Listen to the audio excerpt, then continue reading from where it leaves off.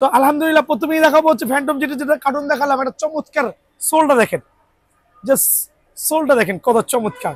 Wow 100% original certified, তবে হচ্ছে প্রাইসে কম। এখন প্রাইস যদি এটার দাম 3500 দেই, সবাই ভাববে আল্লাহ দোকানদারটা অনেক ভালো দামি মাল সেল করতেছে। ভাইয়া এটা অনেকে 3500 টাকা সেল করছে, বিকজ এটা হচ্ছে দেখা দিচ্ছি একটু ভিতরে ফাইবার দিয়ে প্রোটেকশন করা, আচ্ছা 100% ফাইবার দিয়ে প্রোটেকশন করা, ভিতরে সেলাই করা।